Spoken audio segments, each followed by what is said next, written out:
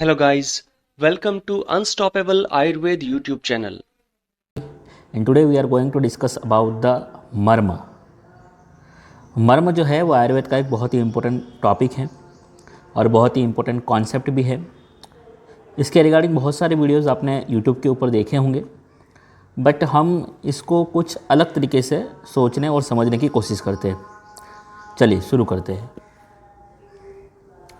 सबसे पहले histological background देख लेते हैं कि भाई मर्म साइंस किस प्रकार से डेवलप हुआ है। पूरा जो आयुर्वेद चिकित्सा पद्धति है और उसमें भी मोस्टली शल्य तंत्र रिलेटेड जितने भी टॉपिक्स है वो सभी वॉर थ्योरी से रिलेटेड है। जैसे जैसे वॉर बढ़ते गए वैसे वैसे वॉर इंजरीज़ होती गई और वॉर इंजरीज़ होती गई तो उसके ट्रीटमेंट करते करते बहुत सारे साइंस जो है वो डेवलप हुए हैं। उसमें अपना सर्जिकल साइंस भी है।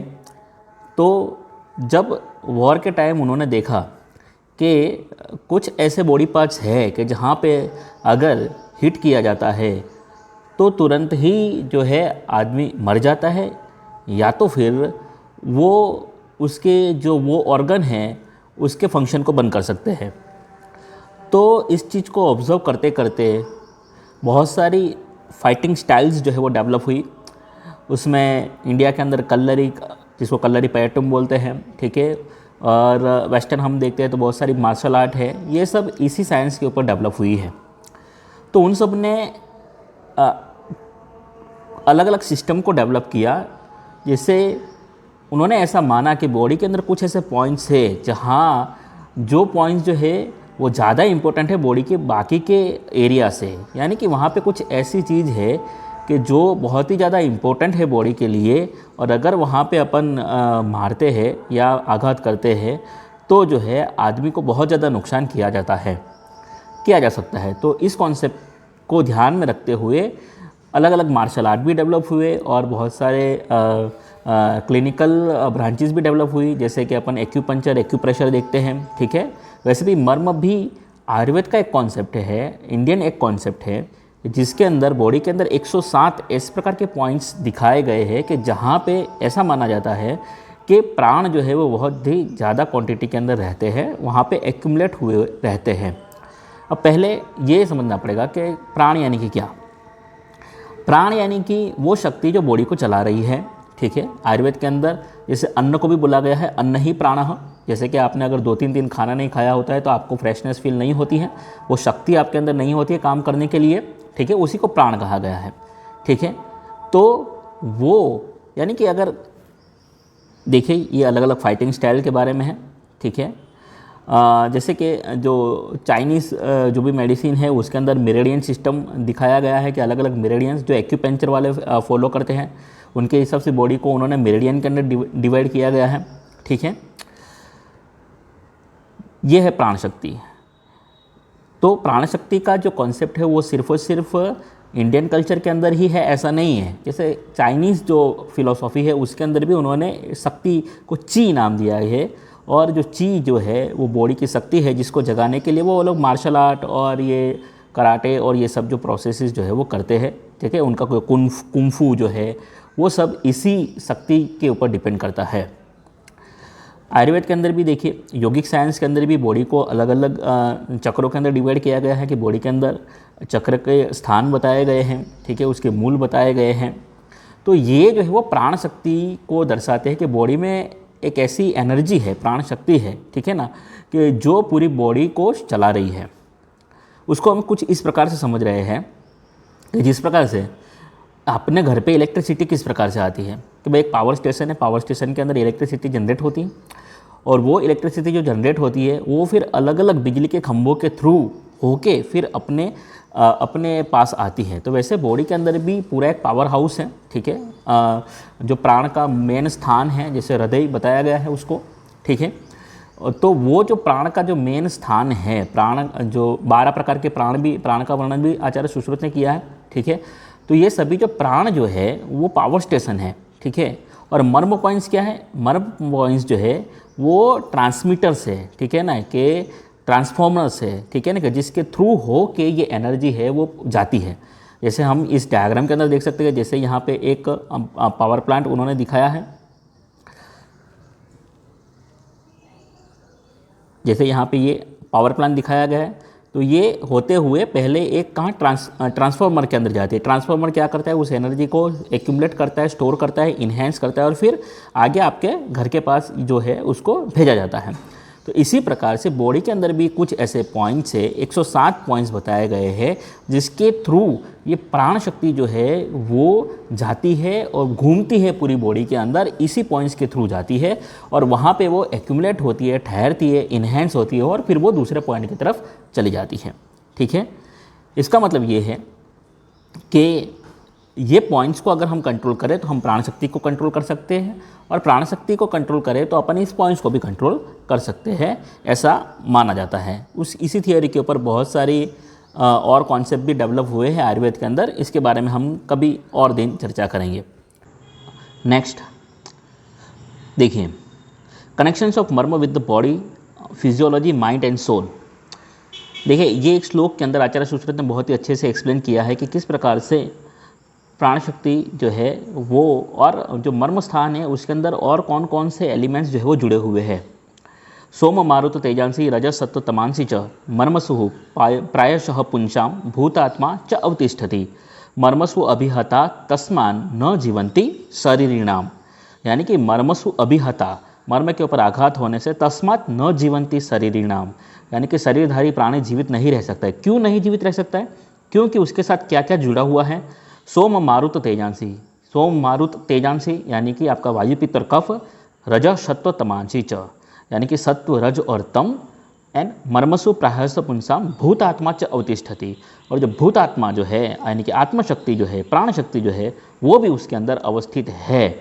ठीक है, यानी कि बॉडी फिजियोलॉजी जो अपन देखते हैं, सब्टल बॉडी जो बेसिक बॉडी है, फिजिकल बॉडी उसका पूरा फिजियोलॉजी, जो आपका सब्टल बॉडी जो आपका इनर बॉडी है उसको जो चलाता है सत्व रज तम वो, और आपकी बॉडी जिसके थ्रू मेनली चलती है वो आपका स्पिरिट यानी कि आपका आत्मा यानी कि प्राण शक्ति जो है वो भी ये मर्म के साथ में जुड़ी हुई है।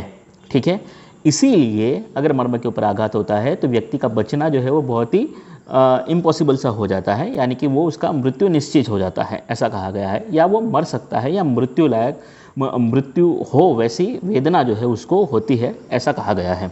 ठीक है, यानी कि आप मर्म पॉइंट है उसके थ्रू आप अपनी बॉडी को भी कंट्रोल कर सकते हैं, आप अपने माइंड को भी कंट्रोल कर सकते हैं, और अपनी स्पिरिट यानी कि भूत आत्मा जो है उसको भी आप कंट्रोल कर सकते हैं। देखिए, देन डेफिनेशन क्या है मर्म का, व्हाट इज द मर्म। मृ मनिन मृ प्राण त्यागे, अमरकोश का ये उन्होंने निरुक्ति दिया है कि जहाँ पे आघात होने से प्राण त्याग होता है, ठीक है ना, उसको मर्म कहा जाता है। शब्द कल्पद्रुम के अंदर भी कहा गया है मृ सर्व धातुभ्यो मनिन, यानी कि सभी धातु जहाँ पे कलुषित हो जाती है, ठीक है, इसके कारण मृत्यु हो जाती है, वो जो है वो क्या है, वो मर्म है, ऐसा कहा गया है। ठीक है, राजनिघंटु के अंदर कहा गया है कि मृ मनिन जीव स्थान है, संधि स्थान है तात्पर्यच्च, यानी कि ये जीव स्थान है, संधि स्थान है। संधि स्थान यानी कि इसका संधि स्थान जहाँ पे जो आपका फिजिकल बॉडी और आपका इंटरनल जो इनर बॉडी है वो दोनों जहाँ पे जुड़ रहे हैं वो स्थान है, वो जो है वो मर्म स्थान है, ऐसा कहा गया है। देखिए, अब उसका डेफिनेशन देखते हैं, आचार्य सुश्रुत ने क्या उसका डेफिनेशन दिया है। मर्माणी मांस सीरा स्नायु अस्थि संधि सन्निपाता, यानी मर्म क्या है, मांस सीरा स्नायु अस्थि संधियों का सन्निपात, यहाँ पे आके ये सभी मांस सीरा स्नायु अस्थि और संधि ये पांच चीज़ें आके जहाँ पे मिलती है वो स्थान को क्या कहा गया है, वो स्थान को मर्म कहा गया है। तेसु स्वभावत एव विशेषण प्राणाः तिष्ठन्ति, स्वभाव से ही ये ऐसा स्थान है जहाँ पे प्राण विशेष करके रहते हैं। तस्मात् मर्मसु अभिहता तास्तान भावन आपद्यन्ते, इसीलिए मर्म के ऊपर अगर आघात होता है तो वो भाव जो इसके साथ जुड़े हुए हैं उसका क्या भावन आपद्यन्ते, वो भाव जो है कलुषित हो जाते हैं, दूषित हो जाते हैं, ठीक है, वो भाव जो है विकृत हो जाते हैं, ऐसा कहा गया है। ये आचार्य सुश्रुत का डेफिनेशन है। मर्माणि मांस सीरा स्नायु अस्थि संधि सन्निपाताः तेषु स्वभावत एव विशेषण प्राणा तिष्ठन्ति तस्मात् मर्मसु अभिहता तास्तान भावान आपद्यन्ते। देखिए, आचार्य सुश्रुत के डेफिनेशन में यहाँ पे कहीं पे भी ऐसा नहीं लिखा गया है कि भाई मर्म के ऊपर आघात में से आदमी मर जाता है। क्यों? क्योंकि उन्होंने मर्म के अलग अलग टाइप बताया है। उन्होंने सद्य प्राणहर मर्म भी बताया है, कालांतर प्राणहर मर्म भी बताया है, वैकल्य कर्म मर्म भी बताया है, रुजाकर मर्म भी बताया है। इसका मतलब कि मर्म यानी वो स्थान नहीं है कि जहाँ पे आघात होने से आदमी मर ही जाए 100%, यानी कि वो मर ही जाएगा। अगर ऐसा होता तो फिर ऐसे अलग अलग टाइप बताए नहीं जाते, ठीक है। इसलिए आचार्य सुश्रुत ने इसका परफेक्ट डेफिनेशन दिया है कि मर्माणी मांस शिरा स्नायु अस्थि संधि सन्निपाता। मर्म वो स्थान है जहाँ पे ये फिजिकल सब्सटेंस जो है वो आके एक्यूमुलेट होते हैं। कौन कौन से? मांस, शिरा, स्नायु, अस्थि और संधि। और तेसु स्वभावत एवं विशेषण प्राणातिष्ठन्ति, यहाँ पे स्वभाव से ही विशेष करके प्राण जो है अवस्थित रहते हैं। जैसे कि अपन ने आगे देखा, ठीक है ना, कि भाई प्राण का मेन सोर्स तो आपका हृदय है, ठीक है, पर फिर वहाँ से जो प्राण जो है वो अलग अलग जो ये पॉइंट्स है उसके थ्रू पूरी बॉडी के अंदर जो है वो बहते हैं, अपना फंक्शन जो है वे इसके थ्रू दर्शाते हैं। तेसु स्वभावत एवं विशेषण प्राणातिष्ठन्ति तस्मान मर्मसु अभिहता तास्तान भावान आपद्यन्ते, इसलिए मर्म के ऊपर आघात होने से वो भाव जो है वो क्या होते हैं? दूषित हो जाते हैं, ऐसा कहा गया है। अष्टांग संग्रह में क्या कहा गया है? तत्पुनः मांस शिरा स्नायु अस्थि संधि सन्निपाता, वही कहा है उन्होंने, मांस शिरा स्नायु अस्थि संधि का सन्निपात है। तेन तस्मिन् पीड्यमाने विशेषतः प्राणबाध, इसलिए उसके ऊपर आघात होने से क्या होता है? विशेषण प्राणबाध, प्राणबाध होने की सबसे ज़्यादा संभावना है, ठीक है।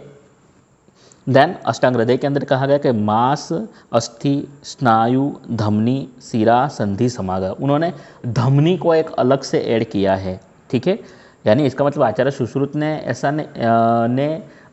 धमनियों का वर्णन इसके अंदर नहीं किया, इंक्लूड नहीं किया, ऐसा नहीं है। आचार्य सुश्रुत ने जो शिरा शब्द कहा है उसके अंदर धमनी अपने आप ही जुड़ जाता है, पर आचार्य अष्टांग हृदय के अंदर वाग्भट ने उनको धमनी को अलग से दर्शाया गया है, ठीक है, उसको भी गिनती उन्होंने अलग से की है।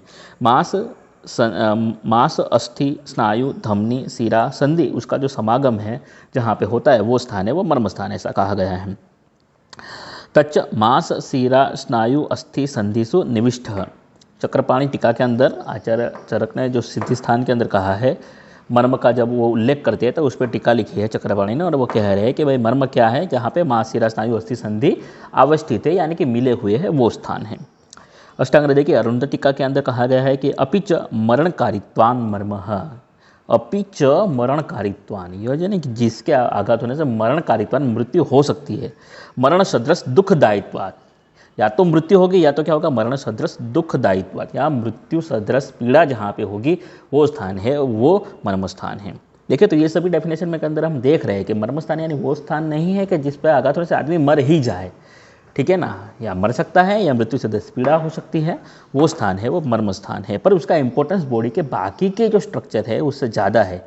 क्यों? क्योंकि देखा हमने आगे, क्योंकि वहाँ पे वायु, पित्त और कफ भी जुड़े हुए हैं, सत्वर तम भी जुड़ा हुआ है, भूतात्मा भी, प्राण जो है उसके साथ जुड़े हुए हैं, इसलिए उसका इंपॉर्टेंस है बाकी के जो स्ट्रक्चर है उससे बढ़ जाता है। सन्निपाता शिरा स्नायु संधि मांसास्थि संभव मर्माणि तेसु तिष्ठन्ति प्राणाः खलु विशेषतः, भाव प्रकाश के अंदर भी कहा गया है, यही कहा गया है कि जहाँ पे क्या? तेसु तिष्ठन्ति प्राणाः खलु विशेषतः, विशेष करके प्राण जहाँ पे रहते हैं वो स्थान है वो मर्म स्थान है, ऐसा कहा गया है, ठीक है। तो यहाँ पे इस लेक्चर को ख़त्म करते हैं। होप सो आपको मर्म का डेफिनेशन समझ में आया होगा, कॉन्सेप्ट ऑफ मर्म क्या है वो समझ में आया गया, और मर्म का कॉन्सेप्ट किस प्रकार से आयुर्वेद के अंदर आया है उसके बारे में आपको पता चला होगा। और ऐसा प्राण से रिलेटेड कॉन्सेप्ट सिर्फ और सिर्फ आयुर्वेद के अंदर नहीं कहा गया है, इंडियन कल्चर के अंदर नहीं कहा गया है, बाकी और जो कल्चर्स जो है, जो साइमल्टेनियस और जो भी कल्चर डेवलप हुए उसके अंदर भी इसको माना गया है।